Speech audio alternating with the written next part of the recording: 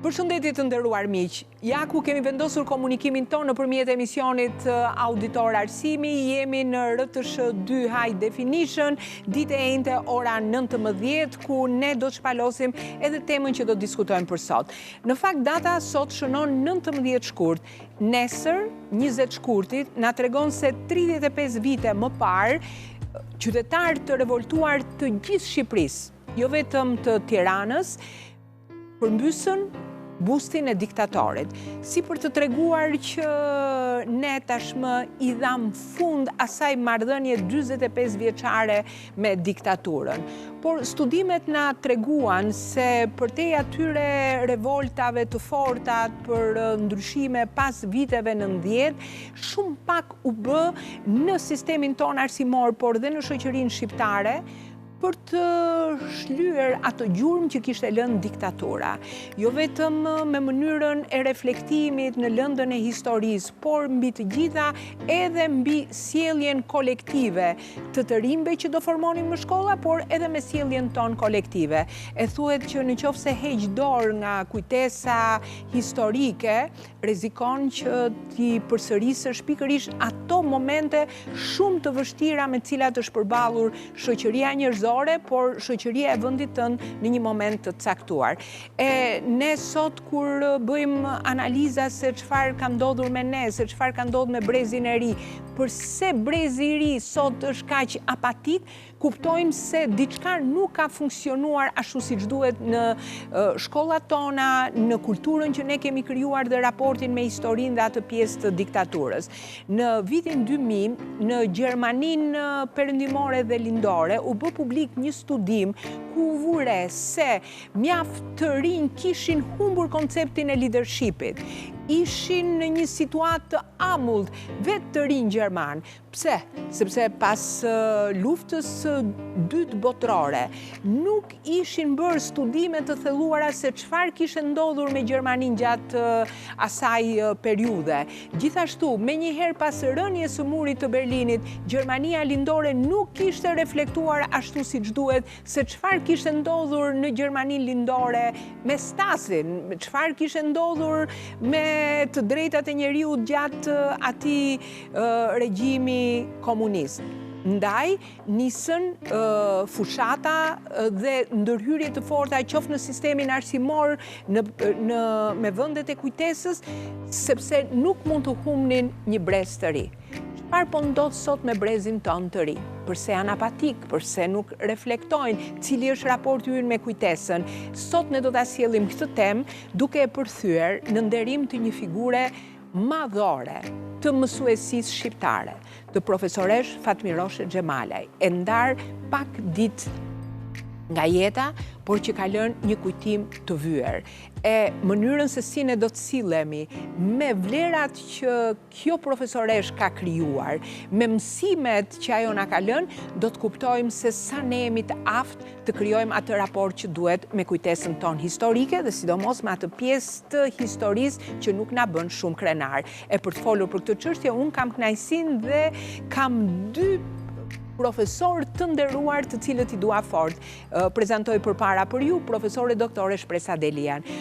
Profesoresha është një nga personalitetet të arsimit shqiptar që ne kemi, me një histori shumë të veçantë që na lidh me profesoresh Fatmiroshe Xhemalaj. Por mbi të gjitha është një vlerë e çmuar, të cilës më lejoni që edhe në emrin tuaj t'i përulem për gjithë atë kontribut që ka dhënë arsimin shqiptar.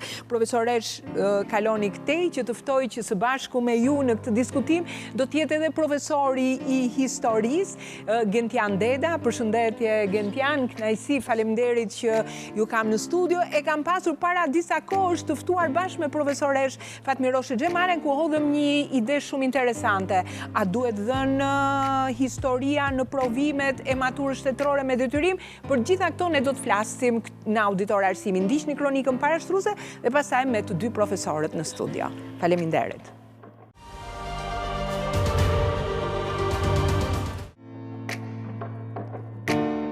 Pyetja që shtrojmë her pas here është se si duhet të bëhet ballafaqimi me historinë e regjimit komunist. Pa një frymë të krijuar nga familja, institucionet shtetërore dhe ato të shoqërisë civile nuk mund të bëjnë ballafaqimin me regjimin komunist për të integruar shqiptarët me njëri tjetrin dhe në veçanti të rinj. Deri tani fryma është ende përçarse, thon historianët. Ndaj ata nënvizojnë se historia nuk është e shkuar, ajo është e tashme. Çdo punë që bëhet për ballafaqimin e fëmijëve dhe të rinjve me atë çfarë kanë bërë dhe çfarë nuk kanë bërë shqiptarët në regjimin komunist, kontribon në formimin historik dhe qytetar të tyre, nëse qasja është multiperspektive. Vetëm me qasjen multiperspektive, shqiptarët së pari do të integrohen me njëri tjetrin e më pas në Bashkimin Evropian. Ne në Bashkimin Evropian nënvizojnë studiuesit duhet të hyjmë me vlerat tona, por për sa i takon atyre vlerave se si duhet i mësojmë ne ato në shkollë, thuhet se ka ndodhur ndryshime kurikulare. Por për sa i përket deri në ndryshime kurikulash, ne duhet që të trajtojmë këtë çështje në disa emisione me anë studimesh, sepse kurikula e tanishme nuk ka dhënë rezultat. Fajin nuk e dim kush e ka.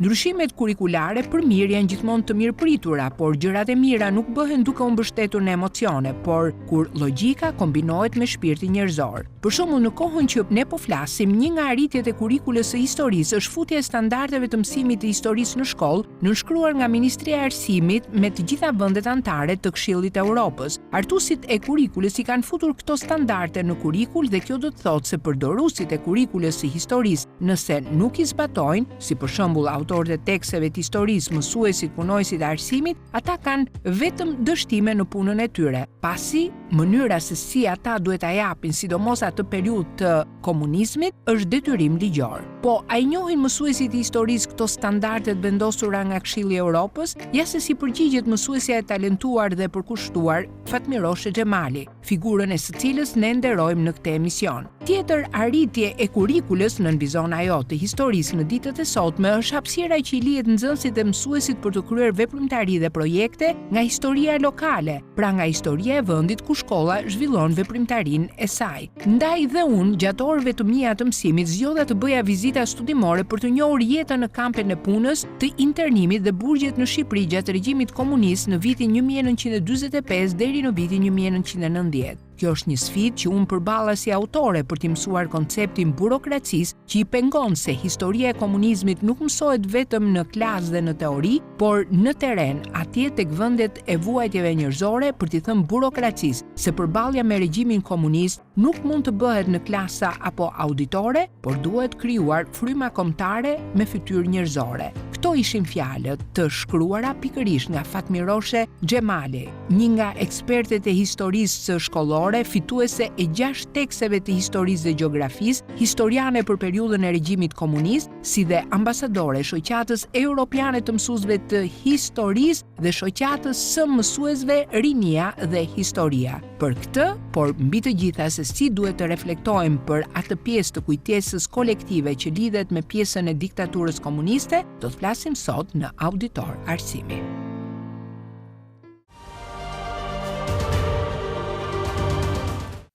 E pra të dashur miq, sikur se e njohur edhe nëpërmjet kronikës parashtruese dhe në hyrjet e emisionit, ne do të flasim për veprimtaritë që do zhvillohen në kuadër të ditës së kujtesës.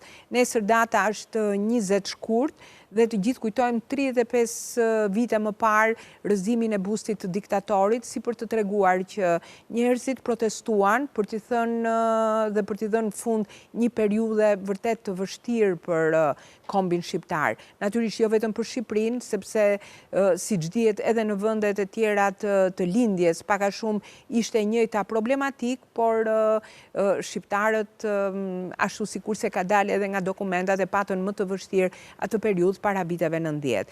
Ne do të flasim se si po punon shkolla në këtë drejtim për t'i dhënë këtë lloj kulture të kujtesës historike brezit të ri, por do ta shikojmë edhe në një thyerje, në nderim të një figure të nderuar, të profesoresh Fatmiroshe Xhemala, e cila ka dhënë një kontribut të jashtëzakonshëm në këtë drejtim.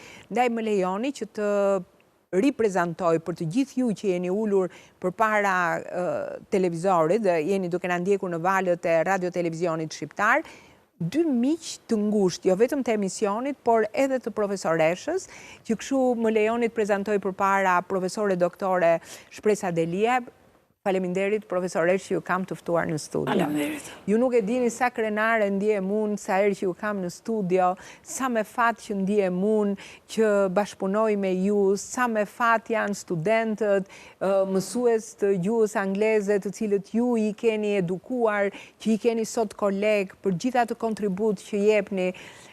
Jeni vërtet një vlerë shumë e çmuar. Faleminderit për vlerësimin, por edhe për ftesat që na bën, dhe sidomos për sot që është me të vërtet ditë e veçantë. Shumë e veçantë. Ju e keni pasur mike fëmijërie dhe mua më ka ardhur mirë që kur kemi bërë një herë një emision për autoritetin e munguar sot të mësuesit, rastësisht unë ju solla bashk, juve dhe profesoresh Fatmiroshe Xhemalajn, sepse mendja ime përzgjodhi pa ditur lidhjen tuaj, mendova që vetëm dy figura si ju mund të flisnin për autoritetin e mësuesit, që kështu prandaj është një moment i veçantë. Gjithashtu, kur kemi trajtuar këtë temë, po parë në një këndvështrim duke e lidhur atë edhe me 27 janarin, që është dita e Shoas, dita e kujtimit të viktimave të Holokaustit dhe për t'i lidhur bashk ditët e kujtesës, në këtë studio ne bëm një bisedë me profesoresh Fatmiroshe Xhemalajn dhe kisha dhe mësuesin e historisë Gentian Dedja. Unë e kam Gentianin sërish sot, ai është mësues historisë në gjimnazin Luan Hajdaraga këtu në Tiranë. Përshëndetje, faleminderit që pranuat ftesën auditor arsimi, ca koincidenca sa të bukura, por edhe kuptim plotë. Apo jo, profesor? Është vazhdimësia e jetës, ndaj dhe gjithmonë dhe kujtesa është e rëndësishme. Pikërisht, një popull që dita vë në punë kujtesën e tij kolektive dhe të punoj mirë, e ka shumë të qartë perspektivën që e pret nesër. Kush nuk di të krijoj këtë raportin siç duhet me kujtesën, nesër do të ketë probleme shumë të mëdha, që kështu prandaj është me shumë rëndësi. Profesoresh Shpresa, e nisim pak bashk. Po e nisim nga profesoresh Fatmiroshe, se është vërtet një emocion jo i zakonshëm ky. Edhe prisnim dhe nuk e prisnim ndarjen e saj nga jeta, por vërtet një figurë që janë nga të rrallat në sistemin ton arsimor, apo jo? Faktikisht, unë e kam shumë të vështirë. Së pari sepse unë jam rritur me Fatmiroshen, dhe fati që unë atë periudhë kam jetuar në Fier, shumë komshie kemi qenë, kemi luajtur që fëmijë, dhe njëkohësisht kemi qenë po në një shkollë të dyja bashkë të Andon Zoza, dhe shkonim në shkollë, vinim nga shkolla, kemi pasur dhe ato shoqet e tjera, Moza Zegën e Dashuri Sheu, aty vërdall, dhe sinqerisht janë kujtime të pashlyera. Pastaj jeta paka shumë në ndau fizikisht, po jo shpirtërisht. Unë erdha në Tiranë me banim, me familjen, jo pastaj me edukim, me shkolla. Fatmiroshe vazhdoi në Fier, një studente ekselente, një studente që, domethënë, nuk kam fjalë ta përshkruaj. Së pari mirësinë që jepte, luanim qatë, ne sikur ishim të modeluara për të dhënë mësim. Të vogla që në 8 vjeçare dhe të dyja ne bënim rolin e mësueses. Mblidhnim të gjithë kalamajt e lagjes dhe nga ato stolat e vogla që kishim si stola druri, uleshim tek hyrjet e pallatit dhe bënim rolin e mësueses. Herë Fatmirosha, herë unë sikur jepja gjuhë të huaj, ajo do më thënë nga problemet geografike, historike, sikur me të vërtetë ishim të programuara në ato rrugë që ne morëm në jetë. Pastaj përsëri fati na bëri që ne u bëm bashkë në Tiranë dhe e gjej një ditë në ministri dhe i them, moj, Fatmiroshe, ke ardhur për punë, apo me të vërtetë punon këtu? Jo, tha, jam këtu, tha. kam një 6 muaj, do më dhe kishte që kishte ardhur, po s'kishim komunikuar. Jemi ullur, kemi biseduar, vazhduam ato miqësit, shoqërit e të tëra, dhe mendjen e kishte vetëm plot. Për si duhet të rregullojmë ne edukimin në Shqipëri. Po duhet bërë kjo, duhet bërë ajo në një anë, unë në një anë tjetër, se të dyja merreshim me trajnimet e mësuesve. Dhe sinqerisht, kemi shkëmbyer shumë ide, sa herë Fatmirosha vinte nga prezantimet që bënte në Këshillin e Europës, apo në Strasburg, apo në Bruxelles, me njëherë në telefon, shprej sa hajde, do pim një kafe, do diskutojmë, shife u tha kjo, u tha ajo, fute dhe ti tek mësuesit e tu, po edhe unë në krahun tjetër, sa e vija nga trajnimet nga Amerika, ose Anglia, apo dhe nga Strasburgu, kemi, nuk e di, kemi qenë ndoshta lindur të ralla. Dhe në kohën që u sëmur, përsëri kemi patur këto komunikime të vazhdueshme, me forcë, shumë. Nuk ju largu asnjëherë ajo buzëqeshja dhe dashuria për njerëzit, për t'i mbështetur në çdo moment dhe mos të reflektonte asgjë për çfarë po kalonte. Ajo kishte halle, kishte probleme, nuk diskutohet. Por kur ajo nuk i shpalosi t'i ndante me të tjerët ose t'i bënte pjesë të tjerëve. Ajo vetëm të qante hallet e të tjerëve. Të ndihmonte të tjerët. Jo vetëm kush i vinte për shembull nga rrethet, po edhe mësuesët e Tiranës, mësuesët e rretheve vërdall këtu në qarkun e Tiranës. Nuk e di, ka patur një shpirt të jashtëzakonshëm dhe momenti që ajo, domethënë pas një jave dhe as shpirt, domethënë unë se zakonisht e merja gjatë javës, por kishte një 2 ditë që nuk më ngrinte telefonin. Insistova, dhe të dielën me të vërtet kam insistuar. Më në fund ma ngriti telefonin. Me një zë të vakur, me një zë të mekur fare, Fatmirosha thash ti e fort. Bëhu e fort, i thash se ti na ke dhënë zemër neve, i thash për çdo gjë. Dhe ne e kemi kaluar, çdo problem që kemi patur. Bëhu e fort. Lëre, thash përsa, tha, nuk jam më e fort, tha. Por, tha, unë tash e mbyll me ty telefonin, tha, dhe nuk e marrë në dorë. Ka marrë nusen e djalit në telefon dhe i thash si është situata. Pavarësi se i thash asaj ke nevojë mjekësore, ke nevojë për çdo gjë të vijë kështu. Jo, thash përsa mua nuk më mungon asgjë. Fal djemve, nuseve, të shoqit, domethënë që unë i kam këtu afër. Dhe të dielën në krye të javës, pra të diel për të diel, më vjen mesazhi nga nusja e djalit që ajo ndroi jetë. Nuk e di, më ka prerë krahët, më ka ikur një nga shoqet më të mira, më të vyera, më me vlerë. Domethënë një njeri më me vlerë, unë si Fatmirosha nuk kam gjetur. E vërtet, unë prandaj e ndava që këtë emision t'i roknim të 2 tematikat bashkë, vizionin e saj për lëndën e historisë, sidomos për atë pjesë të kujtesës, kontributin e saj, por edhe për ta nderuar, sepse në fundit arsimi përbëhet nga emra mësuesish si Fatmirosha Xhemalaj. Nuk janë thjesht institucione, nuk janë thjesht libra, nuk janë thjesht kurrikula, por mbi të gjitha janë kontribute mësuesish. Ky është arsimi. Në çdo vend të botës, ky është arsimi edhe në Shqipëri dhe ne prandaj e ndam që këtë temë ta lidhim edhe në nderim të një figure realisht shumë të vyer të arsimit shqiptar.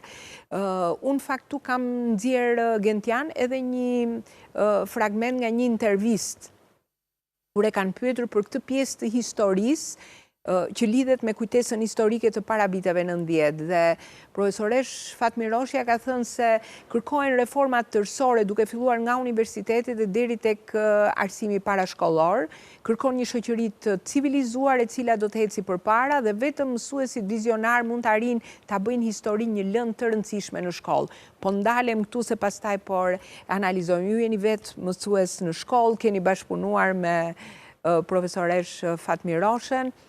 Sa të ngacmon kjo ide kur flasim për një rishikim të lëndës historisë në shkolla dhe për mënyrën e mësimdhënies në shkollë, sidomos këtë pjesë që lidhet me kujtesën historike të kombit tonë? Fatmir Hoxha është një personalitet në fakt, por megjithatë do të themi një njeri që do njeriu edhe bëhet një mësues shumë i mirë. Edhe Fatmir Hoxha ka nisur fillesat e saj përveç studimeve të larta në histori edhe si mësuese, madje jo në qytet, por në fshatra dhe të largët, dhe është dashur që të jetojë atje në kushtet e asaj kohe. Dhe për kujtesën, më kujtohet një rast kur kishte pasur një vizitë në një nga burgjet politike të Gjermanisë, dhe ajo vuri re dhe e mbaj mend në takimin e radhës që patëm, tha që mua përshtypje më bëri fakti që ato kishin ngrohje, pra kishin kaloriferët, ndërkohë që unë isha mësuese dhe në dhomën ku unë qëndroja nuk kisha një sistem ngrohje. Në diferencimet shpeshherë të dy qytetërimeve, ati perëndimor dhe pjesërisht lindor, që unë da nga muri Berdinit, dhe pjesës tonë që ishim plotësisht lindor. Ajo ka një kontribut shumë të madh në kujtesën historike. Fatmir Hoxha është ambasadore e Shoqatës Mësuesve të Evropës për historinë, Euroclio, dhe e ka marrë si titull për shkak të kontributit saj të madh. Ajo ka shumë miq, jo vetëm shqiptar, por dhe të huaj, edhe kudo janë shpërndar, edhe të cilët kanë shprehur me të vërtetë atë ndjenjën e respektit edhe jo thjesht dashurisë, por një lloj pjesë elementi tjetër, cilën e ta pan tek shqiptarët. Ka një shkrim shumë bukur një kolege bashkëpunëtore e Fatmir Hoxhës nga Haga, nga Hollanda, dhe ajo shkruante mbasi kishte bashkëpunuar prej shumë vitesh me Fatmir Hoxhën, dhe ajo shkruante atje që pasi kishte lexuar një nga librat e Lea Ypit, ajo kishte kuptuar shqiptarët. Edhe mbaj mend që kishte bërë një postim në një nga rrjetet sociale dhe shpjegonte dhe kishte bërë tag, po e themi, bashkëngjitur Fatmir Hoxhën. Dhe për t'i treguar se tani kishte arritur të kuptonte karakterin e Fatmir Hoxhës dhe gjithë bashkëpunëtorëve shqiptarë që ai kishte punuar pasi kishte lexuar atë. Fatmir Hoxha përçoi edhe ka një kontribut të konsiderueshëm në përveç kujtesës historike, por njëkohësisht dhe njohjen në rang ballkanik, por dhe europian.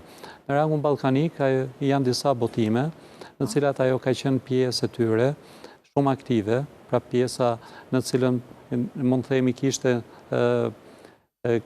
krahasimet me materiale, pra me dorëshkrime, dokumenta dhe me shumë fotografi, cilat Fatmir Hoxha i kishte sjell edhe nga burimet e saj personale.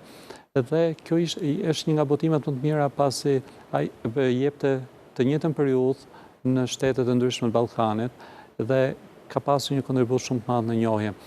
Ky është një gur shumë i madh sepse ne kemi dokumenta, pra kemi një literaturë. Fatmir Hoxha ka qenë autore dhe bashkëautore e teksteve të historisë. Është më së normale që ajo ka sjell edhe elementin e kujtesës, ajo më shon tek elementi i kujtesës, sidomos e trashëgimia periudhës para viteve 90, në cilën për ne është shumë e rëndësishme, në momentin që ne njohim mirë pjesën e viteve para viteve 90, atëherë ne do të kuptojmë edhe të gjitha elementet pozitive apo negative, regres apo përparim të gjendjes sonë politike, ekonomike, sociale, por njëkohësisht dhe migracionit. Dhe ajo ishte një njohëse shumë e mirë në këtë drejtim. Njëkohësisht ka qenë pjesë e një konkursi që organizohej nga një institucion, IDMC-ja, edhe me Jonila Godolen, Pyet Gjyshurit. Ajo ka qenë pikërisht pjesë e këtij paneli, edhe Pyet Gjyshurit ka qenë një kontribut shumë i madh për të, pasi mendoni të kalonte kaq shumë kohë duke lexuar çdo ese, duke parë videot, duke gjykuar në kuptimin e mirë të fjalës elementin historik edhe shkencor, është me të vërtet një kontribut shumë i madh. Ishte njëri i palodhur, përpos pjesës personale, një njeri i cili dinte shumë, por kishte dashuri dhe me dashuri i jepte të gjitha. ajo ka një kontribut tjetër të madh edhe për mësuesit e diasporës, se ne kemi neglizhuar, edhe ndoshta mund të na kalonte, edhe për mësuesit e diasporës, dhe ata kanë parë të mirat e veprimtarisë dhe punës së saj. Një mësues i cili ka dhënë në gjitha ciklet, nga momenti i një shkolle nënvjeçare në fshat, në qytet, apo dhe deri në universitet dhe pastaj në seminare me trajnime me mësuesit, qoftë shqiptar dhe ndërkombëtar, natyrisht që ndihet i plotësuar në fushën e historisë dhe di si ta shpërndaj. Të sjell momente nga seminaret jashtë, gëzonte një popularitet, jo sepse ishte njëri që kërkonte të fliste pafund në pjesën e diskutimeve, absolutisht, por ajo ishte gëzonte autoritetin pasi gjente mënyrën me këto diskutimet e vogla, të cilat duke treguar qytetarin. Atë çka bota nuk e ka njohur derisa ndodhi bumi turistik në Shqipëri. Dhe të gjithë njihnin një imazh krejt ndryshe nga Shqipëria, edhe shqiptarët një popull shumë izoluar, edhe ajo e ka ndryshuar këtë imazh. Edhe kjo është pjesë përsëri se si mund të tregohet reflektimi ndaj kujtesës së saj, dhe njëri cili nuk u kursye nga gjërat e veta personale të ndante me tjerët, edhe nuk mund të mos e takoje edhe mos t'i jepte dikujt një libër, qoftë për herë të parë. Edhe këto e plotësojnë pjesën edhe japin pjesën e vazhdimësisë.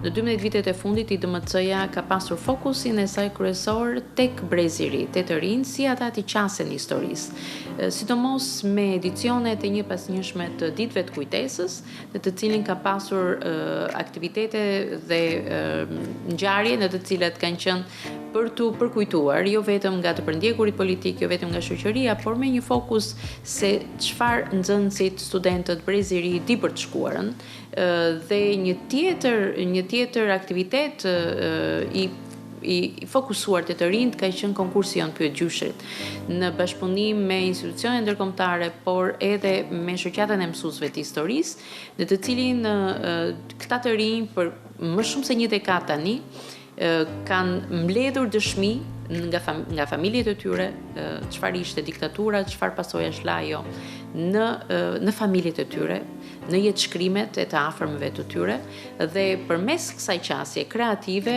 ne mendojmë edhe nga matjet që kemi bërë, nga intervistat me ta dhe nga një anketë që kemi bërë vitin e kaluar, kemi parë që të paktën ndërgjegjësimi i tyre për diktaturën është rritur. Se çfarë sistemi ka qenë ai, se si shtypeshin të drejtat e njerëzit dhe çfarë impakti ka lënë ai sidomos në familjet e tyre. Kështu që kjo ka qenë e rëndësishme për ne, që thjesht të rinj të mos i qasin historisë vetëm përmes librave dhe vetëm përmes shifrave, por përmes historive gojore, të cilat përmes historive jetësore të komunitetit të tyre dhe të familjeve të ngushta, pasi qasja jonë ka qenë që kështu fiksohet më shumë historia dhe rritet edhe sensi reflektimit për atë që ka ndodhur kur ti kupton çfarë ka ndodhur në familjen tënde një herë. Dhe pastaj ti e shtrin atë në një rafsh më të gjerë shoqëror dhe kombëtar.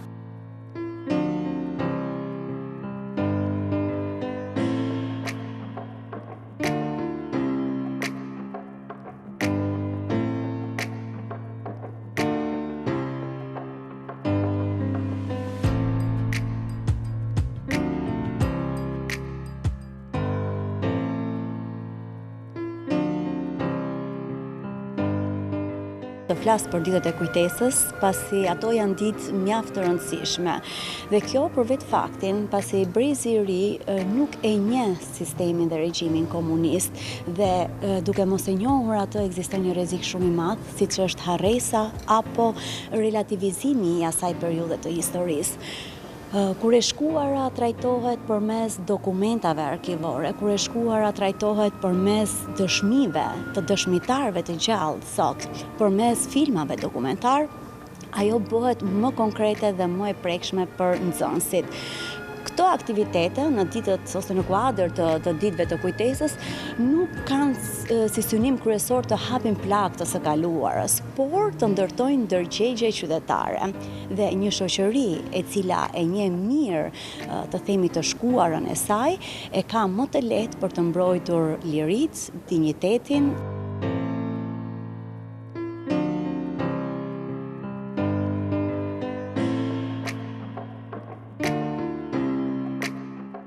Programi mësimor na jep një informacion bazë shumë të mirë për periudhën e komunizmit, por brutaliteti dhe mizoria e asaj kohe nuk tregojnë siç duhet. Vitin e kaluar kemi pasur një projekt pikërisht për temën e komunizmit dhe aty nga informacionet e mbledhura kemi gjetur se në tekstet mësimore nuk tregohet me të vërtetë se sa i ligë dhe mizor ishte ky regjim komunist.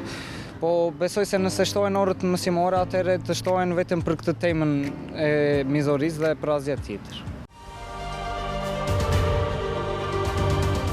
Profesoresh, ju përmendët një pikë të rëndësishme në aktivitetet të ndryshme ndërkombëtare, në trajnime, ndanit idetë së bashku.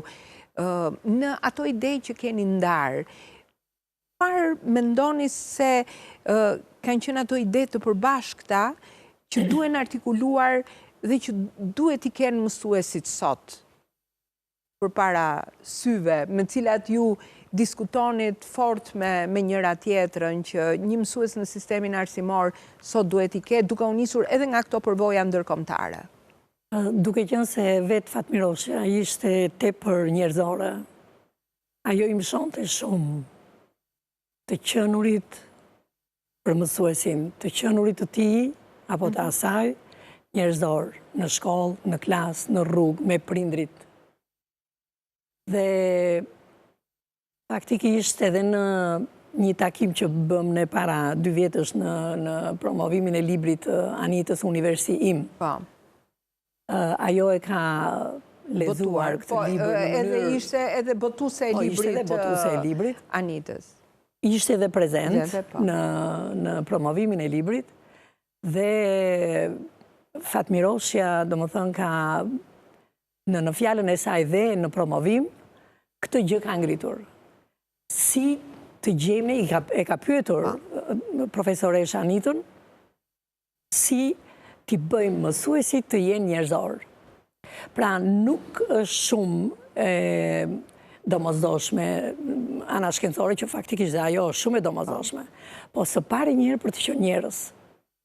Pra sa komunikojnë këta mësues me nxënësit, sa afër i mbajnë këta nxënës, sa afër mbajnë njëri tjetrin. Pra unë me Fatmiroshen, edhe pse në deg të ndryshme, por na ka lidhur dhe mësuesia, plus miqësia që ne jemi rritur fëmijë bashkë e kështu, por ne nuk e kemi shkëputur anën profesionale. Vazhdimisht kemi diskutuar për të njëjtat probleme. Pra të qenurit njeri ishte në qendër të gjithë diskutimeve të saj dhe në qoftë se ju do shikoni në faqen e saj të Facebookut apo në Instagram, në vitin e fundit që ajo fatkeqësisht, po edhe fatmirësisht, e kaloi në Milano, sepse atje u kurua dhe shtyu gjendjen e saj shëndetësore. Ajo ka shkruar pafundësisht për shqiptarin dhe shqiptarin. Pra i quante shqiptari dhe shqiptar. Për vetë faktin që ne nuk duhet të harrojmë origjinën se ne nga vim. Jo postulate të tjera që ajo ka lënë për mësuesin, apo ka lënë për nxënësin, dashurinë që duhet kenë mësuesit për lëndën e tyre, për atë që ato japin, dhe këtë e ka transmetuar në çdo lloj trajnimi që ajo ka bërë.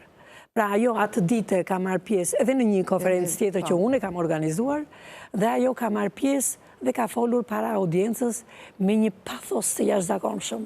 Pra nuk e di, ajo ishte e lindur e tillë, dhe nuk e kuptova kur më tha që shpresa tha, do pim një kafe, tha, sepse unë kam dalë në pension. Po jo, me ku del ti, thashë në pension, nuk del kur ti, ty të kanë aseti, thash në ministri, dhe kanë derë të mbajni, thashun. Jo, tha, sot më komunikuan, tha, dali në pension. Dhe sinqerisht, ajo nuk i kishte ardhur keq fare, jo, tha, ky është cikli jetës, dhe më thëne, justifikoj shumë bukur, por faktikisht, Ministria e Arsimit ka humbur një vlerë, ka humbur një aset të domosdoshëm për ripunimin e kurikulave që po flasim për ditë sot, të ripunohen, të rihartohen, të bëjnë. Fatmirosha do kishte dhe një kontribut të jashtëzakonshëm edhe në hartimin e kurikulave të reja. Po, shumë e vërtet.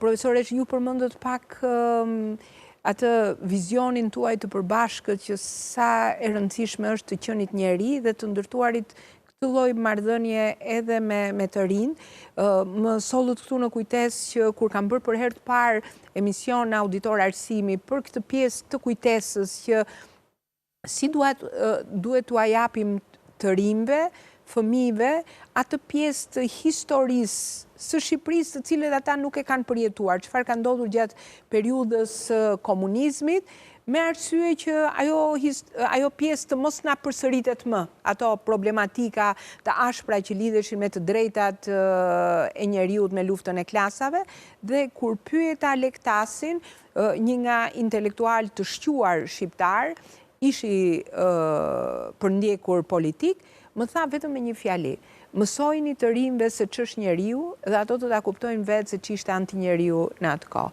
Që kështu një filozofi vërtet shumë e bukur për të futur në sistemin arsimor, por në qoftë se ne i kthejmë pak lëndës së historisë, kur keni qenë së bashku me profesoreshën në studio, një nga idetë e hedhura së bashku me profesoresh Fatmiroshen ishte që lënda e historisë, dhe sidomos kjo pjesë e historisë që lidhet me kujtesën, duhet të bëj provim i detyruar në matur.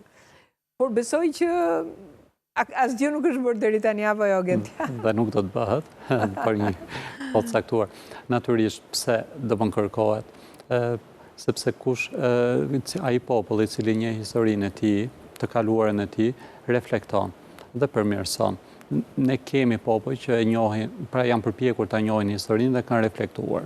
Një rast nga popull që arriti në ekstremin e diktaturës fashiste që ishte Gjermania, megjithatë reflektimi i tyre duket qartësi në respektimin e drejtave të njeriut, lirisë të individit, pra në një element shumë të lartë të demokracisë. Dhe ndoshta dhe ne kemi nevojë për pjesën e kujtesës historike, por çfarë ne mund të bëjmë gjatë kësaj kohe? Ka një trashëgimi tashmë, ne nuk jemi më të varfër në literaturën e historisë dhe kujtesës, ka materiale të bollshme. Fatmirosha ka qenë pjesë e një veprimtarie të tillë për dokumentimin edhe në mënyrë pedagogjike, pra përdorimin e tyre edhe në çështjet mësimore. Thjesht ne ndoshta duhet të orientohemi drejt vendeve të kujtesës më shumë dhe aktiviteteve që lidhen me to. Nxënësit janë prirur, kanë dëshirë, kanë talente. Ne gjithmonë flasim për stilet e të nxënit, dhe të nxënit e tyre nuk bëhet vetëm nga narrativa një mësuese, ai bëhet dhe në mënyrë vizive dhe me prekje. Pra, ata kanë mundësitë për dërimin e gjitha shqisave për të arritur një mësimdhënie efektive. Ne i kemi këto mundësi dhe ndoshta kanalizimi i historisë do të ketë më shumë orë në terren, vizita të vendeve të kujtesës ose veprimtari praktike. Kjo do të ishte një gjë shumë më e mirë. Dhe ndoshta ne kemi filluar pak të tërhiqemi pikërisht në historinë botërore që lidhet me historinë e Shqipërisë, pra me traditën tonë. Ndoshta edhe fokusimin edhe më tej, por njëkohësisht edhe integrimin e kësaj historie, sidomos pjesës së kujtesës. Flasim, kur kemi perandori të mëdha, është një histori në vete, pra ne do ta shohim në kontekstin e një perandorie të madhe e tjerë, por kur ne flasim për një shtet i cili ka ndryshimet e qeverisjes mbështetur nga drejtues që janë vendas, atëherë këtu hyn shumë elementi i kujtesës. Pasi kemi trashëgimi pozitive, kemi mjaft element, është e çuditshme, por me Fatmiroshen kemi qenë në disa seminare dhe kur thuhej që Shqipëria nuk ka pasur holokaust dhe madje numri i hebrejve është rritur, të gjithë, po i themi i fqinjët tanë, nuk e kanë të informacion dhe ngelnin dhe, dhe realisht ne nuk mund të kemi një muze holokausti, si që kanë Shkup, Selanik, apo në vende tjera. Të regon. Kur flasëm për periudhën e komunizmit, mjafton vetëm në qendër Tiranës, tani ne kemi disa mjedise për të vizituar, pra muze. Është shtëpia me gjethe, bunkartët, kemi 2 bunkartë. Dhe kështu që kemi një numër plus bunker, po kemi dhe murin e Berlinit, që shumë pak e din. Pra kemi mjaft element cilët ne mund t'i përdorim në pjesën e narrativës, po kështu ka çdo fshat, një bunker, kështu ka çdo qytet, pjesën e historisë së kujtesës, ndaj dhe ne mundemi. Por normalisht bëhen sa hapësirë zën këto veprimtari në Ka veprimtari, po, ka veprimtari. Së pari, mësuesi i historisë Shqipërisë mund ta përdori në projekt, shumë pjesën e saj. Edhe projekti është një ndihmë e madhe, sepse nuk është thjesht një marrje shkencore e materialit dhe përpunimit i, po ai është një shkencë në vete për nxënësit, nëse ai bëhet siç duhet. Edhe ai e ndihmon. Ai mund të bëjë një intervistë, ai mund shkojë të vizitojë një mjedis dhe pastaj bën kërkimin shkencor. Pra ka mënyra të ndryshme. Edhe mënyra e transmetimit është plotësisht shumë dimensionale. Qoftë në video, qoftë në foto, qoftë në narrativ, intervista, pra ka një numër të konsiderueshëm.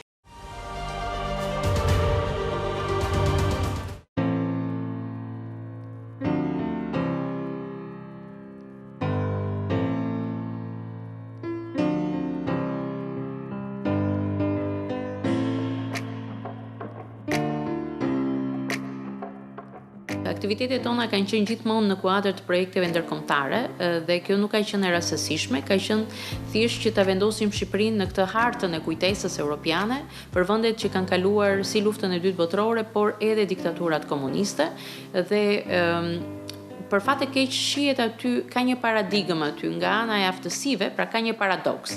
Nga ana e aftësive për të bërë punë kreative të rinj tan nuk janë më pas se sa gjermanëve, polakëve, hungarezëve, rumunëve, por për sa i përket reflektimit të tyre në histori dhe për të nxjerrë një mësim prej saj më universal, aty shihet në fakt impakti që sistemi arsimor dhe gjithë kultura jon politike dhe kultura e debatit ka lënë tek ata.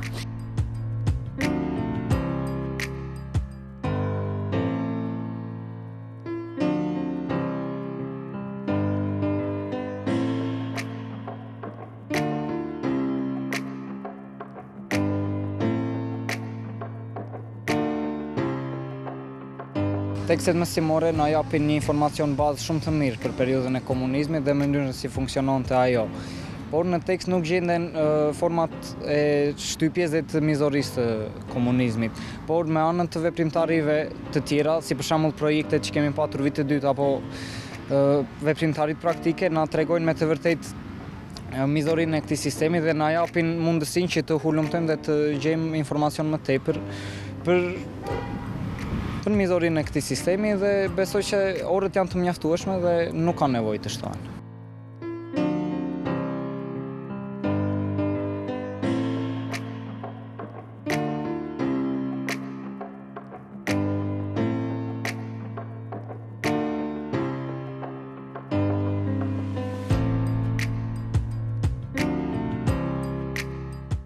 Ne nuk kemi bërë vizita në vendet e kujtesës ku kanë vuajtur dënime politike persona të caktuara. Një nga arsyet kryesore është mungesa e orëve për zhvillimin e ekskursioneve dhe vizitat jashtë shkollore. Për këtë arsye, këto tema i trajtojmë kryesisht nëpërmjet mësimeve në klasë, si dhe duke u mbështetur në libra, dokumenta dhe diskutime.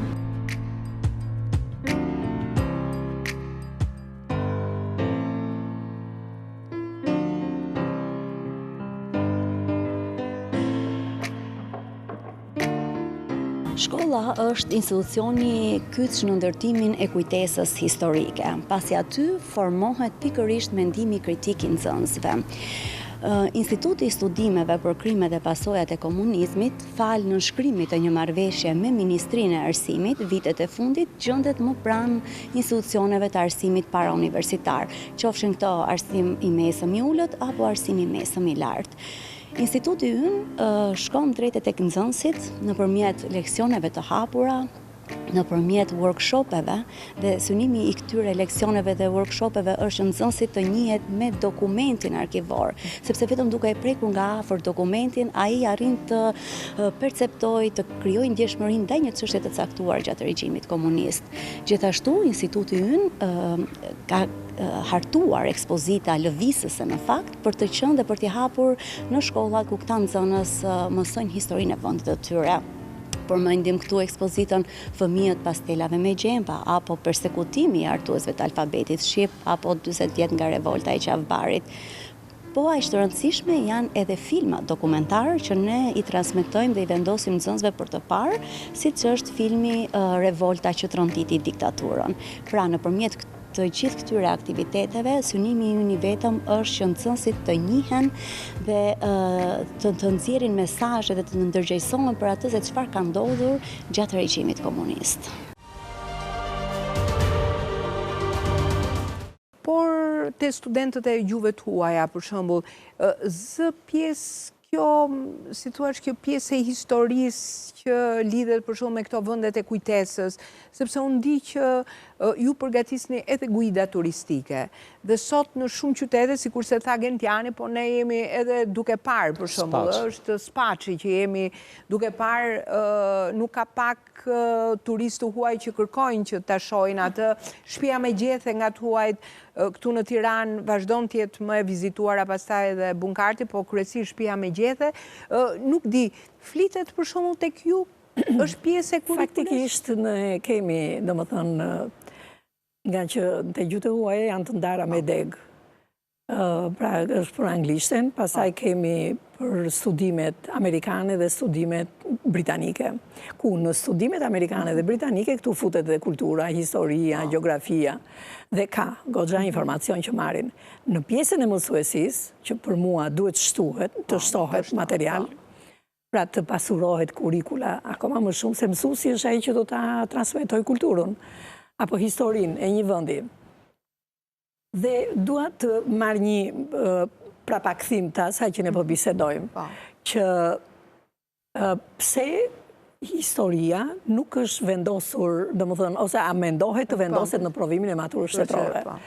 Dhe unë do t'u jap një shembull. Pra duke qenë se kam qenë dhe vazhdoj të jem e lidhur shumë me zhvillimin e kurrikulave të gjuhës angleze në Shtetet e Bashkuara të Amerikës, por në Kanada dhe në Britani, dhe në vizitat që unë kam bërë në për shkollat e Finlandës, të Norvegjisë, të Suedisë, të Gjermanisë, po ashtu që normalisht ata i kanë në kurrikula të futura këto tipare të kujtesës, atje nuk mundet një maturant të aplikoj për një shkollë të lartë, në qoftë se ai nuk jep provimin e gjuhës angleze, pra gjuhën mëm, ose gjuha shqipe tek ne, së bashku me letërsinë, së bashku me historinë, kulturën dhe matematikën. Sepse nuk mund të bëhet mjek, në qoftë se nuk ka këtë lloj vizioni të gjerë, pra një bagazh të gjerë historik, kulturor për vendin e vet. Nuk mund të bëhet ekonomist po ashtu, nuk mund të bëhet inxhinier po ashtu, edhe gjitha llojet e profesioneve. Pra, ata e kanë zgjidhur në këtë formë. Ne pse nuk e marrim një formë që është pozitive dhe jo të quhet lënda historisë, si lëndë e dorës së dytë. Lënda historisë, edhe gjeografia, apo lëndët sociale, psikologjia, këto janë lëndë kryesore në formim të përgjithshëm të fëmijëve.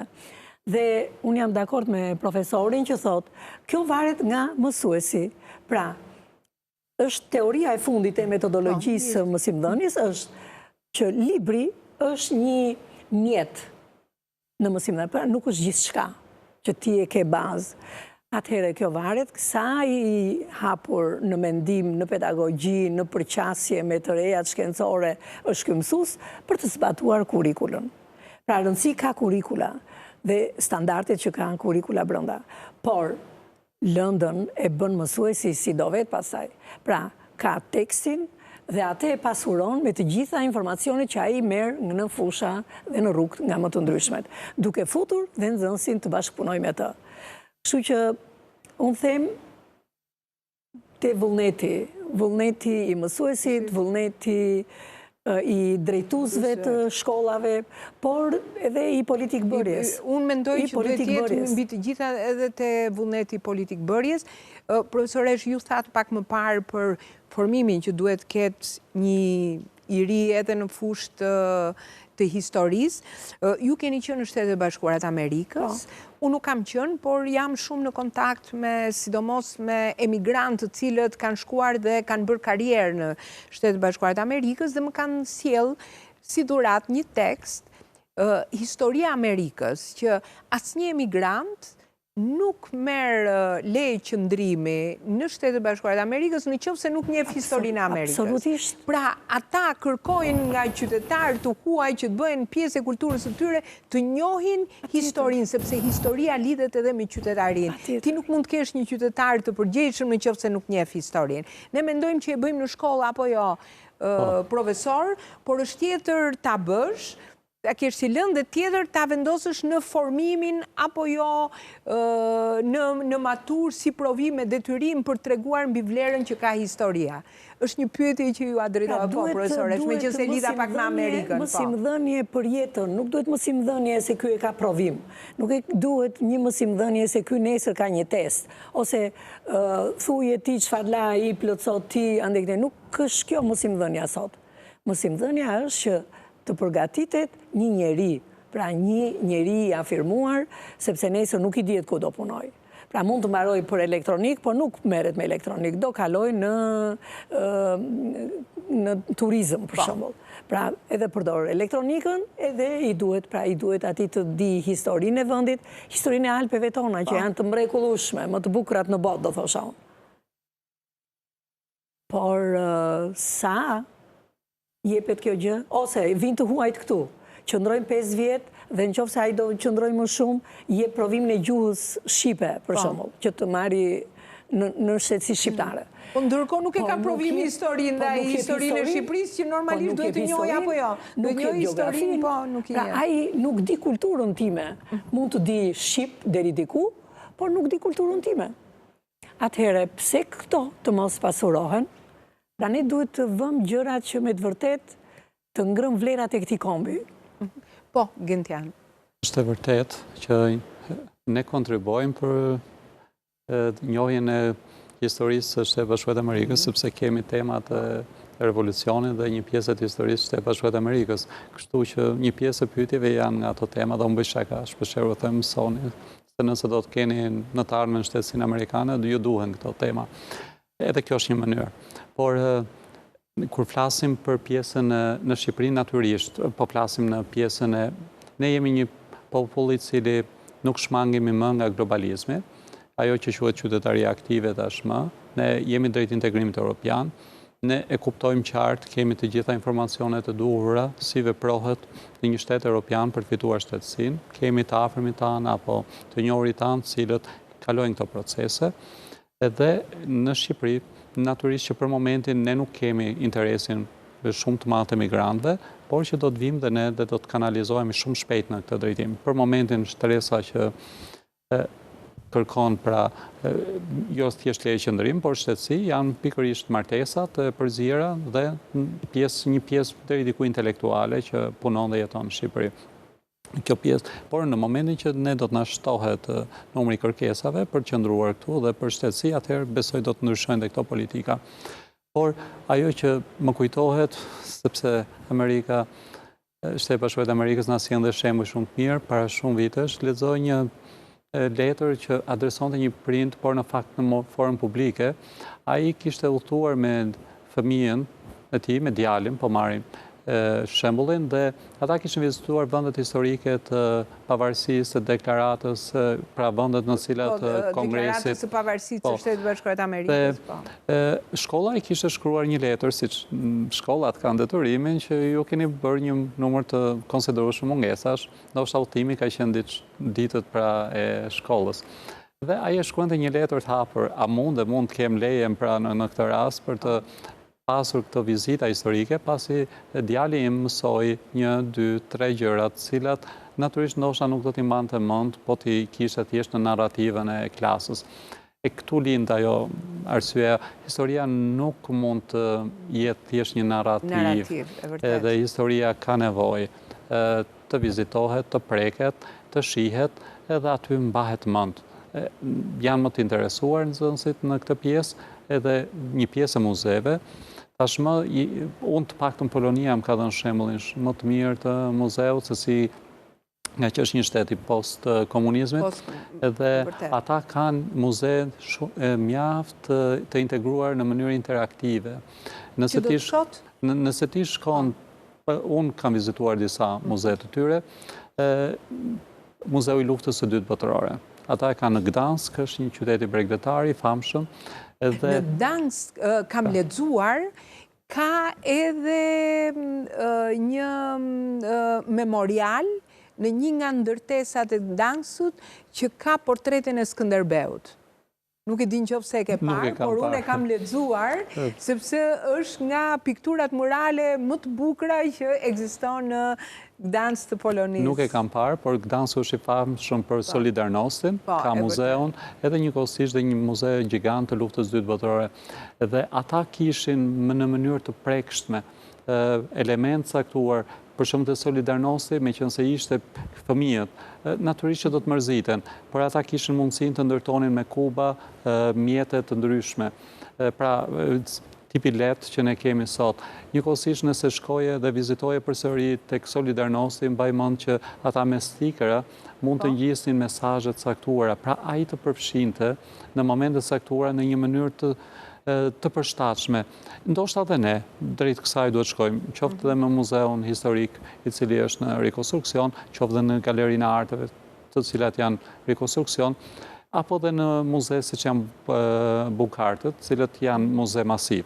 Edhe besoj që mund të kalojmë, sepse edhe nxënësit i ngelet diçka, edhe fëmijës i ngelet diçka, ai vërtet shkon edhe viziton në arkivin e shtetit dhe ne shohim kodikët, por ai jepet mundësia që ai të ndihet pak një shkrues si kodikëve, edhe besoj se janë disa praktika të vogla, por cilat do të ndihmojnë.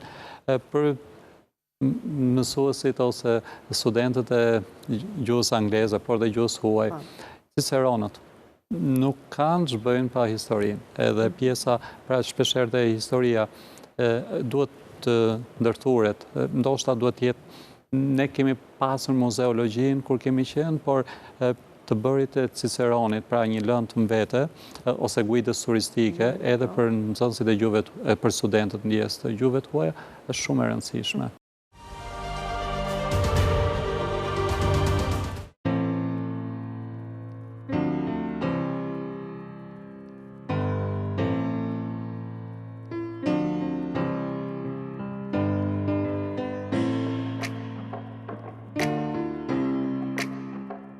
Në krahasim me shoqëritë të cilat kaluan diktatura të ngjashme si ne, vende si Rumania, si Çekia, si Polonia, Shqipëria është shumë larg ende, pra shoqëria shqiptare është shumë larg mënyrës se si ajo është përballur me të shkuarën. Pra është një përballje sipërfaqësore, është një përballje në të cilën nisi qysh në fillim të viteve 90, nisi me premisën e gabuar që të gjithë bashkëfajtorë dhe bashkëvuajtës, duke mos i dënuar krimet e diktaturës si një shoqëri, si një komp, si një klasë politike, dhe kjo vazhdoi edhe pas 30 edhe 35 viteve, Dhe jemi tani në atë moment që të përndjekurit politik, të burgosurit politik, të persekutuarit asaj kohë një pjesë e madhe e tyre nuk jetojnë më dhe po paksojnë ditë pas dite, po ashtu edhe klasa persekutore nuk jeton më, me një sistem arsimor që nuk e pati kur në fokus të tyre ndërgjegjësimin për të shkuarën dhe mësimet që duhet të nxjerrim nga 45 vite diktaturë e egër komuniste. Pra kemi një brez të ri që nuk e kupton tamam se çfarë ka ndodhur, sepse ai bombardohet, pra tjetër gjë mëson mbase ka në libër, tjetër gjë thot pastaj mësuesja, tjetër gjë dëgjon në familje, në varësi të familjeve se ku është rritur, tjetër gjë shes sot në rrjetet sociale dhe në TikTok, në Instagram, në të cilin sot kemi foto të diktatorit dhe të kupolës së ngushtë komuniste, të cilët sot paraqiten si heronj. Çfarë do thoshte Enver Hoxha për këtë fenomen, çfarë do thoshte për këtë krim që po kryet, për korrupsionin. Dhe merret tani si një figurë e cila duhet, pra si një figurë morale, si një figurë e cila duhet të jetë tani po themi ndriçuese për brezin e ri. Dhe ajo që unë parashoh për të ardhmen, me trishtim është që kjo do të vi duke u thelluar në një shoqëri pra që nuk ka reflektuar për të shkuarën, do të vi duke u thelluar që që në një kohë shumë të shkurtër Enver Hoxha do të rehabilitohet si figurë, ka nisur gja, dhe pas asaj kultura jon politike është e tillë që kushto i cili ka një stil autoritar të drejtimit edhe nuk kemi një qasje kritike ndaj tyre. Pra është një shoqëri e fokusuar tek idhulli, që Eduard Torquet idhullin, dhe kush do ta kishte menduar një diktator, po themi stalinist si Enver Hoxha, pas 35 viteve nga brezi i ri sot shikohet si një model. Kjo është ajo që ti ndjen kur flet me të rinjt sot me shumë nga të rinjt, të cilët mendojnë që politika duhet të drejtohet me dorë të hekurt, dhe që në mënyrë indirekte dora e hekurt e diktaturës, pra e diktatorit, ka qenë e duhura për një popull si Shqipëria. Është tragjike për të ardhmen e vendit, do të thosha, sepse mban brenda jo vetëm dramën e mos kuptuarit e historisë dhe të asaj që ndodhi në Shqipërisë, por edhe dramën e një lloj papjekurie të shoqërisë shqiptare. Sepse nga njëra anë, pra çojmë në idhull personat, politikanët dhe pastaj edhe diktaturën, të gjitha ata të cilët në fakt janë një pengesë për demokracinë dhe për të drejtat e njeriut, por nga ana tjetër shqiptarët largohen nga Shqipëria dhe shohin veten e tyre dhe duan që ardhmja e fëmijëve të tyre të jetë në vende perëndimore, ndërkohë që nuk duan që këtë luftë dhe këtë përpjekje ta bëjnë këtu në Shqipëri. Kështu që nëse brezi i ri dhe prindërit e tyre ikin nga Shqipëria, sepse pikërisht ndjejnë atë dorën e hekurt të ligjeve autoritare, të kulturës politike, e cila nuk është një kulturë e debatit, por është një kulturë e linçimit, e goditjeve, konfliktit, pra nuk duan të arrisin brezin e ri ose fëmijët e tyre në një vend si Shqipëria, po ndërkohë nuk bëjnë përpjekje për ta ndryshuar këtë gjë këtu.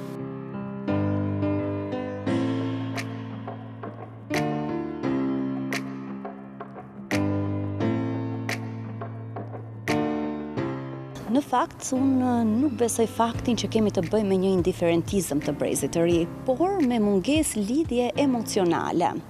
Një brez i cili nuk e ka jetuar atë periudhë, nuk ka se si ta ndjej peshën e asaj se çfarë ka ndodhur, por është detyrë e mësuesve, arsimtarëve, e shoqërisë shqiptare që ta tregojë këtë pjesë të historisë ashtu siç duhet.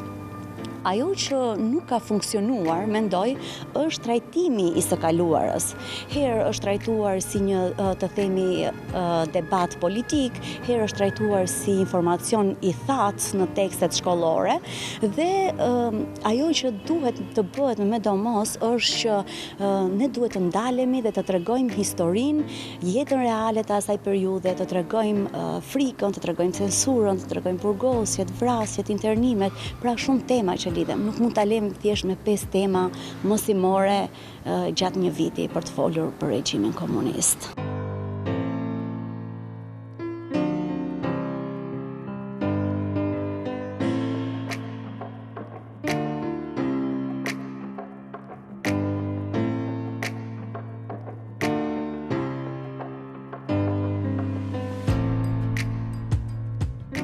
mendoj se historia e Shqipërisë duhet të jetë pjesë e provimeve të detyrueshme të maturës shtetërore, sepse njohja e rrënjve tona historike forcon identitetin ton kombëtar dhe ndjenjën qytetare, ashtu si gjua dhe letërsia, të cilat janë një pjesë e formimit ton bazë dhe historia ka vlerat e veta. Pra të njohim kush jemi nga vim dhe se si të krijojmë një të ardhme sa më të mirë.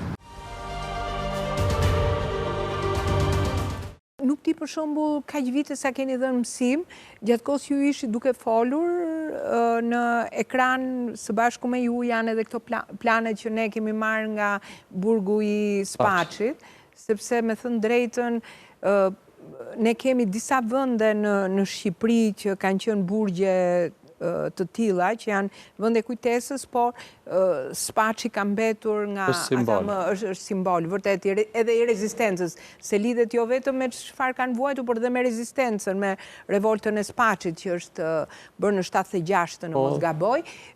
I keni çuar ndonjëherë për vizitë për shembull? Ne kemi pasur rastin sidomos me konkurset, pjesa e lëvizshmërisë, por me konkurset Pyet Gjyshërin, ka pasur pra disa aktivitete të tilla për të vizituar. Spaçi është një model shumë i mirë për të reflektuar, edhe është një model shumë i mirë dhe për të kuptuar. Ndaj, ne nuk mund ta kuptojmë dot se si u ngrit një flamur pa yll. Pra si mund të... Pra ai është një moment i cili është një reflektim shumë i madh e tjerë, apo vrasja dhe një qeni, pra ekzekutimi një qeni. Ekzekutuan fill pasi shuajtën revoltën e Spaçit. Dhe këto janë element të cilët kujtojnë lufta e parë botërore, kur përfundoi, pati një numër shumë të madh kuajsh të cilët u vranë në luftën e parë botërore. Ndoshta ka qenë vrasja më masive e tyre. Edhe ata ushtarët, duke qenë se njeriu e do kafshët, pra e do natyrën, ata bën memoriale të ndryshme të cilat i kushtohen kafshëve në luftën e parë botërore, në mos edhe pajmë një foto shumë bukur në cilën ata kishin bërë kokën e një kali, me edhe pjesën për si homazh kujtim. Edhe ne këtë gjë mund të kujtojmë, edhe një monument i vogël i atij qeni do të ishte një mënyrë reflektimi në Gdansk për shembull, meqense qelloi, por në disa qytete të Polonisë, ata kanë disa sultura të vogla, shumë të vogla. Edhe ne ti je kurioz pse është ajo skulptura. Ajo ka një kuptim të saktuar.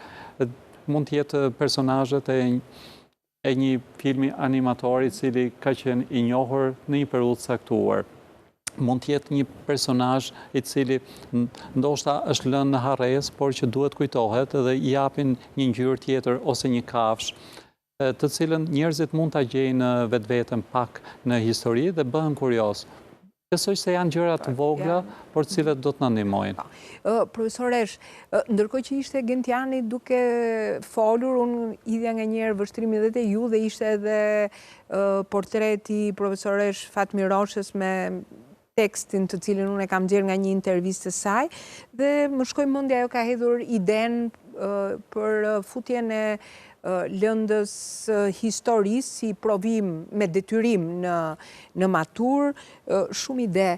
Çfarë mund të bëhet për shembull nga një grup mësuesish, profesorësh, ata që e ka njohur që disa prej ideve të profesoresh Fatmir Roshës të mund të lobohet, të mund të realizohen, si një lloj vazhdimësie e veprës së saj, për mos haruar, sepse për fat të keq, ne shqiptarët vuajmë nga anomia, i harojmë vlerat tona, nuk i kujtojmë vetëm në ato ditët e para kur humbin jetën, por pastaj i zëpluri kohës, edhe kjo është një vdekje dy fishe që ndodh për vlera realisht të rralla, një ndërto siç ishte edhe profesoresh Fatmir Roshja. Faktikisht këtë ide Fatmir Roshja e ka hedhur shumë kohë përpara. Madje më i mend që në kohën e Genc Pollos, kur ka qenë ministër, dhe kemi qenë te kafja poshtë në ministri të dyja dhe duke diskutuar, se gjithmonë diskutonim, domethënë probleme pune, probleme trajnimesh, gjithmonë. Edhe unë duke folur për provimin e gjuhës angleze, edhe kjo tha, si thua ti, tha, ta propozojmë një herë tha këtë provimin e historisë, i thash unë, pa tjetër, se pa histori, ku do vej, domethënë ne po shoh unë te studentët e mi, po i shikoj që janë shumë të vakët. Nuk e njohin historinë e vendit të tyre. Ngatrojnë Ismail Kadaren, ngatrojnë Lazgush Porodeci. Pa le pasaj rilindjen e këto. Domethënë që ja. Apo autorët e vjetër që janë domethënë që nuk i njohin fare. Ose të kalosh në poezitë e Fishtës e me radhë. Edhe rinim, madje Fatmirosha ishte shumë edhe mas letërsisë.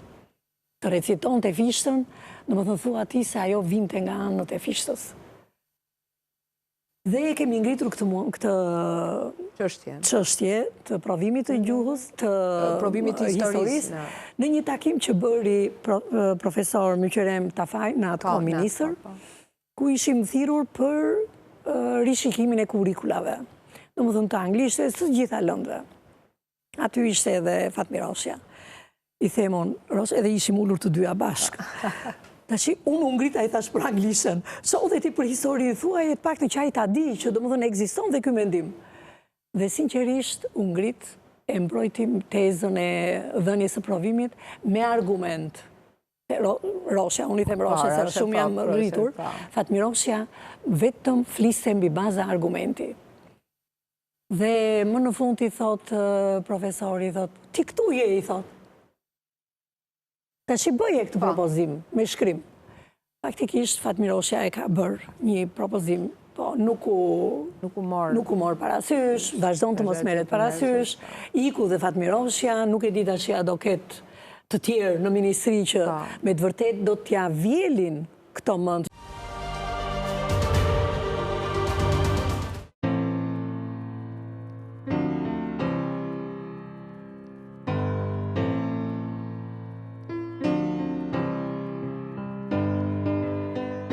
Profesoresh Anita Kapric Powell është avokate e njohur në SBA, mjeshtre të folurit publik, kompozitore dhe shkrimtare. Është doktoruar në shkencat metafizike dhe është fituese e disa çmimeve ndërkombëtare. Shërben edhe si avokate për parandalimin e vetvrasjeve në SBA. Ajo bashkëpunon edhe me emisionin Auditor Arsimi. Intervista e saj për pozitivitetin në marrëdhëniet midis nxënësve dhe mësuesve në shkollë ka qenë një nga më të pëlqyrat në ciklin Auditor Arsimi. Ajo ka bashkëpunuar edhe me profesoresh Fatmiroshe Xhemalin, e cila ka sjellë në shqip librin e Anitës, Ti Universi Yt. Ndaj, ne I morëm një mesazh Anitës për profesoresh Fatmiroshen, le ta ndjekim. Honoring Fatmiroshe Xhemalin. Ka momente në jetën tonë që vërtet na ndryshojnë jetën dhe do të mbeten në zemra dhe mendjet tona përgjithmonë. Dhe së dyti ka njerëz që jemi të bekuar t'i takojmë në rrugën tonë dhe që udhëtojnë me ne për një jetë të tërë, por edhe për vetëm një moment. Por edhe ata do të mbeten gjithmonë në zemra dhe mendjet tona. Jam këtu vetëm për të thënë se jam shumë e nderuar, që kam takuar një shpirt të mrekullueshëm dhe të bukur, I cili në të vërtetë bëri do të thoja realitet më shumë se një ëndër timen.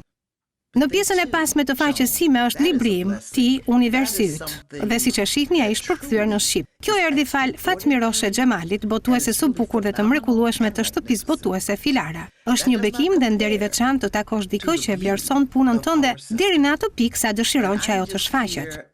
Ky është një bekim. Kjo është diçka që është vërtet e jashtëzakonshme dhe është vërtet fenomenale dhe madhështore. Kjo nuk krahasohet me bukurinë e motrës sonë e zonjës Fatmiroshe Xhemali. Dhe unë jam këtu vetëm sepse u bekova dhe u nderova me mundësinë për të qenë pjesë e një nga emisioneve më të mirë Auditor Arsimi. Faleminderit shumë, profesoresh Shpresa Delia, që më dhat këtë mundësi të ndaj mendimet, zemrën dhe mendjen time për të thënë sa shumë mirënjohës jam për shpirtin e bukur me emrin Fatmiroshe Xhemali, botuese e Filarës. Shpirti bukur, motër e bukur, fëmijë I bukur I Zotit. Faleminderit shumë për këtë mundësi. Unë jam Anita dhe ju dërgoj dashurinë, paqen dhe bekimet e mia. Thank you so much for this opportunity. I am Anita and I send my love and peace and blessings. Thank you.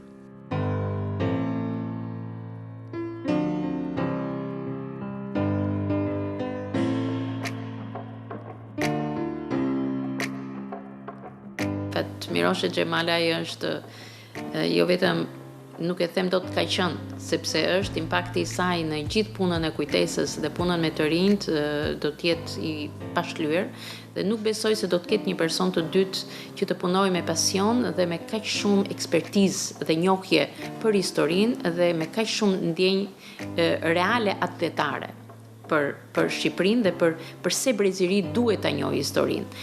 Bashkë me Mirën, ne kemi konceptuar atëherë konkursin pyetgjyshrin dhe me ndihmën e shoqatës të cilën ajo e ka themeluar, Rinia dhe Historia, kemi bërë të mundur që të rinj nga gjithë Shqipëria për 10 vite me mira të rinj të marrin pjesë në konkurs, po jo vetëm aq, kemi bërë gjithmonë trajnimin e mësuesve të rinj në gjithë Shqipërinë, në gjitha zonat e Shqipërisë dhe një eksperte kurikule siç ka qenë Fatmir Roshja, të gjithë mësuesit të rinj dhe ne që kemi punuar me të ka qenë një fat të mësoje prej saj. Unë e kam mbështetur që në fillim nismën e saj për ta kthyer këtë në një pyetje të provimit të lirimit të maturës. Jo vetëm kaq, Fatmir Roshja ka thënë edhe që historia është si tapia. Përse ne duam gjithmonë tapinë e shtëpisë, po në fakt historia një kombi që është tapia jonë si komb, nuk i japim asnjë lloj rëndësie, as nuk e studiojmë, as nuk vendosim po themi burime për ta studiuar atë në thellësi, për të analizuar atë në mënyrë që Breziri, që vetë shoqëria shqiptare ta di nga ka ardhur, përse ndodhin këto shkarje ose përse ka ndodhur historia. Kështu që historia është tapia jonë, kjo është një lloj po themi amaneti edhe ajo që ajo ka lënë me gjithë punën e saj. Është për mua ajo duhet të kishte marrë një ndër titujt më të lartë që për mua do të ishte në rastin e saj mësuese popullit. Është një titull që e ka merituar që në të gjallë, për sa i përket me 10 gjenerata që ajo ka trajnuar si mësuese, plus ka qenë një mësuese vetë, dhe plus ka një impakt të jashtëzakonshëm për mënyrën se si e trajtonte historinë si një shkencë multidisciplinare dhe me një pasion deri ditët e fundit të jetës së vet, duke dhënë këshilla se si duhet i qasemi historisë. Është një figurë shumë e lartë, por nuk kam frikë në këtë vend gjithmonë nderohen dhe janë nderuar gjithmonë njerëzit që i kanë bërë dëm Shqipërisë. Dhe jo njerëzit që kanë punuar për atë pa e rrahur gjoksin. Por këtë e din mësuesit dhe këtë e din me mira nxënës që ajo ka nxjerrë nga duart, edhe puna që ka lënë te gjithë bashkëpunëtorët e saj. Unë do të jem nga ana ime gjithmonë mirënjohëse që pata mundësi të njeja atë si eksperte, si specialiste të historisë, por atë si njeri.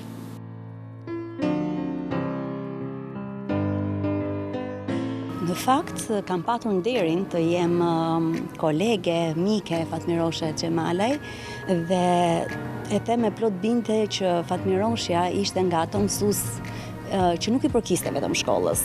Fatmir Roshja i përkiste ndërgjegjes së një brezi të tërë.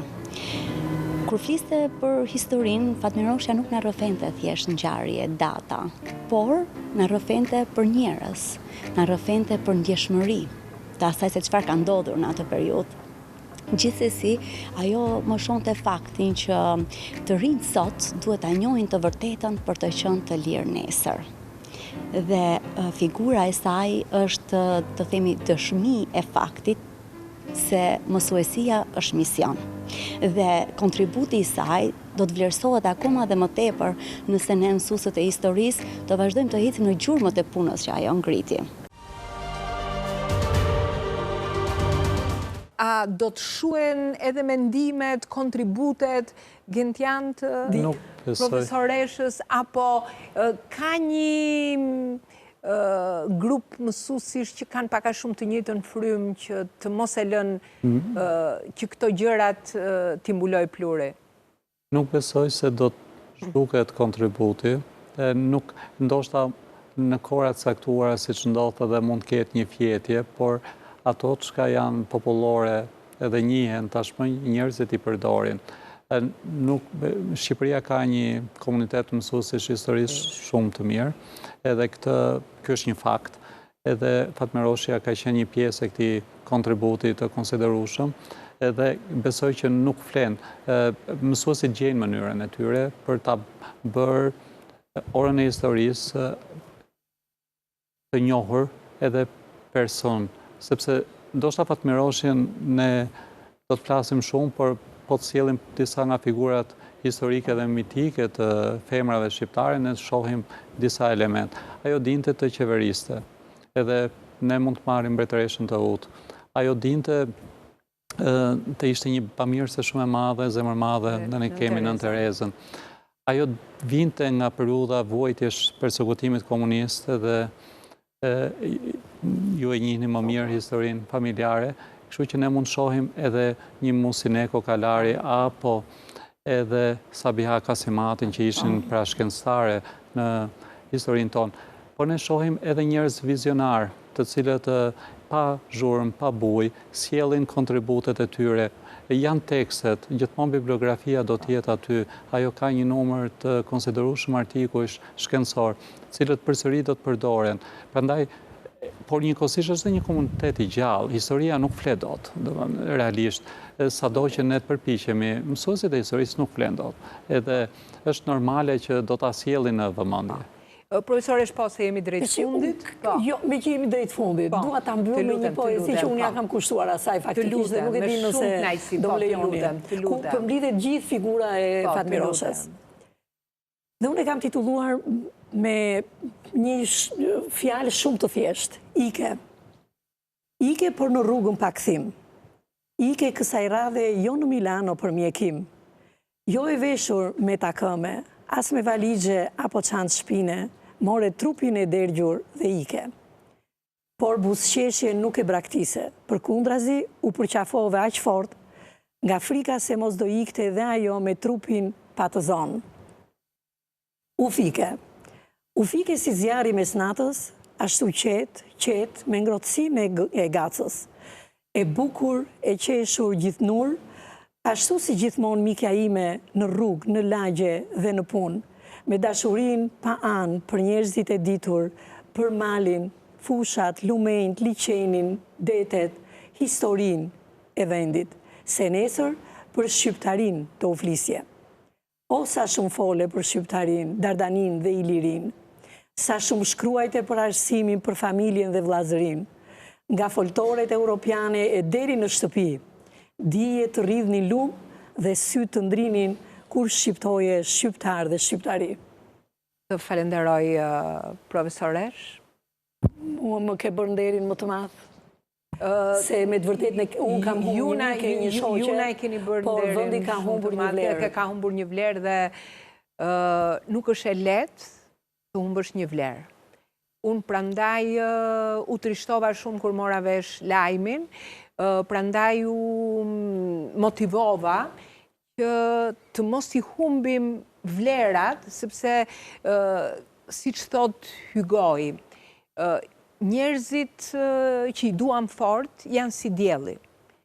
Lindin për të perënduar dhe pastaj për të rilindur sërish ditën tjetër, po për të lindur në zemrat tona. Pra për mos e lënë të perëndoj përfundimisht. Dhe për ta mbajtur fort, ne duhet që ta kujtojmë. Sepse kujtesa është pikërisht ajo vlerë e njerëzimit, ajo vlerë e individit, ajo vlerë e institucionit e shtetit, që t'i mbaj vlera të lidhura fort. Në qoftë se ne nuk do t'i kujtojmë, këto vlera do të mund të shkrien dhe asnjë komb nuk mund të përparoj në qoftë se nuk mbështetet fort në shpatullat dhe në kontributet e këtyre njerëzve që kanë krijuar vlera. Ndaj ne bëm këtë emision edhe për një mesazh tjetër që profesoresh Fatmirosha na i ka lënë. Shoqëria njerëzore bëhet pikërisht nga njerëz të ndryshëm, nga pluraliteti. Pluralitetin, kur ne fillojmë ta kuptojmë, nisim dhe reagojmë. Një sistem diktatorial e humbi konceptin e pluralitetit. Ndaj njerëzit humbën një nocion shumë të rëndësishëm, atë të qenit të revoltuar. Atë nevojë të qenit të revoltuar për të sjellë ndryshime, jo për të çuar drejt shkatrimesh. Pikërisht historia që na mësoi profesoresh Fatmirosha është kjo. ta kuptojmë, ta duam, ta respektojmë, ta gjejmë vlerën, të kujtojmë dhe ta nderojmë të ndryshmin brenda nesh, që të mos humbim edhe atë fuqi të revoltimit brenda nesh. Atë që koha sot e kërkon dhe është një nga mesazhet më të bukura që ne na vjen nga historia e djeshme, por edhe nga historia e sotme, ndoshta i mungon Shqipërisë, por nga historia e sotme e Europës dhe e botës. Unë ju falenderoj që na keni ndjekur dhe minuta kofshim në emisionin e radhës. Faleminderit, ishte shumë kënaqësi.